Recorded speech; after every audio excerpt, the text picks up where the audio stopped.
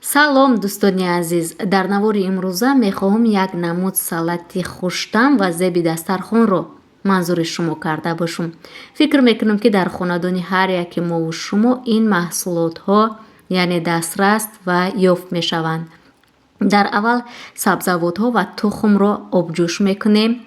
баъдан чӣ тавре дидед, шупротиро бо вилка хуб майда мекунем, аз болояш лаблабро тиёрка мекунем, майонез мемолем, сабзиро тиёрка карда майонез мемолем, боз картошкаро аз тиёрка гузаронида майонез мемолем ва аз ҳама бари боло тухмро. ва барои ороишаш бошад дӯстони азиз, ман барги салатро истифода бурдам. шумо ҳар гунае ки мехоҳед ороиш диҳед, яъне ин ба табу завқи шумо вобастагӣ дорад. бо иштиё бошед, дастгириро фаромӯш накунед.